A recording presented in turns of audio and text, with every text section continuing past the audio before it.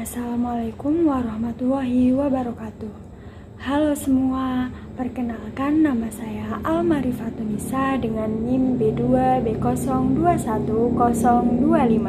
Pada kesempatan kali ini saya akan menjelaskan mengenai sasaran dan objek penilaian. Simak baik-baik video berikut ini ya. Sasaran dan objek penilaian. A. Sasaran dan objek penilaian secara aspek kepribadian. Yang pertama, yaitu objek sasaran evaluasi pendidikan.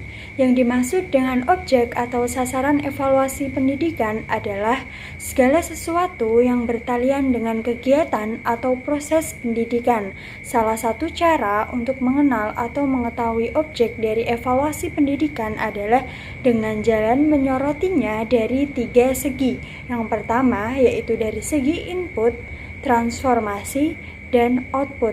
Kemudian yang kedua adalah aspek kepribadian. Aspek kepribadian menyangkut tentang sikap, bakat, minat, motivasi, dan nilai-nilai yang melekat pada diri seseorang. Sasaran dan objek penelitian secara aspek kognitif. Salah satu objek atau sasaran evaluasi hasil belajar adalah aspek atau ranah kognitif. Ranah kognitif adalah ranah yang mencakup kegiatan mental. Ranah kognitif berhubungan dengan kemampuan berpikir, termasuk di dalamnya kemampuan menghafal, memahami, mengaplikasi, menganalisis, menyintesis, dan kemampuan mengevaluasi.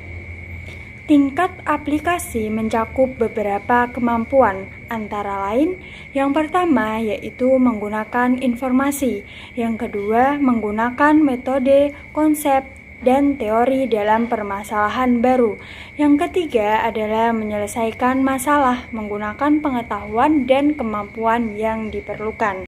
Aspek penilaian ranah kognitif yang pertama adalah tingkat kemampuan ingatan atau pengetahuan. Kemampuan seseorang dalam menghafal atau mengingat kembali atau mengulang kembali pengetahuan yang pernah diterimanya. Yang kedua adalah tingkat kemampuan pemahaman. Tipe hasil belajar ini lebih tinggi daripada pengetahuan pemahaman. Pemahaman adalah tingkat kemampuan yang mengharapkan peserta didik mampu memahami arti atau konsep situasi secara fakta yang diketahuinya. Dalam hal ini, peserta didik tidak hanya hafalan secara verbalitas, tetapi memahami konsep dari masalah atau fakta yang ditanyakan. Walaupun pemahaman setingkat lebih tinggi daripada pengetahuan, namun bukan berarti pengetahuan tidak perlu dipertanyakan, sebab untuk dapat memahami perlu terlebih dahulu mengetahui atau mengenal pemahaman. Pemahaman adalah kemampuan seseorang dalam mengartikan, menafsirkan, menerjemahkan, atau menyatakan sesuatu dengan caranya sendiri tentang pengetahuan yang pernah diterimanya.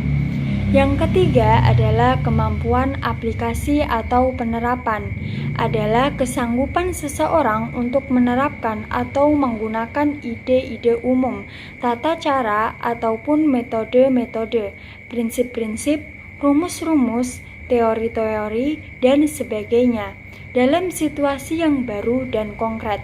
Aplikasi atau penerapan ini adalah merupakan proses berpikir setingkat lebih tinggi ketimbang pemahaman. Salah satu contoh hasil belajar kognitif adalah jenjang penerapan, misalnya adalah peserta didik mampu memikirkan tentang penerapan konsep kedisiplinan yang diajarkan Islam dalam kehidupan sehari-hari, baik di lingkungan keluarga, sekolah, maupun masyarakat. Yang keempat adalah tingkat kemampuan analisis. Analisis adalah usaha memilah suatu integritas atau suatu kesatuan menjadi unsur-unsur atau bagian-bagian sehingga jelas hierarkinya atau susunannya. Analisis merupakan kecakapan yang kompleks yang memanfaatkan kecakapan dari 3 tipe sebelumnya. Dengan analisis, diharapkan seseorang peserta didik mempunyai pemahaman yang komprehensif dan dapat memilah integritas menjadi bagian-bagian yang tetap terpadu. Untuk beberapa hal memahami prosesnya, Untuk hal lain memahami cara bekerjanya, untuk hal lain juga memahami sistematikanya. Bila kecakapan analisis telah dapat berkembang pada seseorang, maka ia dapat mengaplikasikannya pada situasi baru secara kreatif.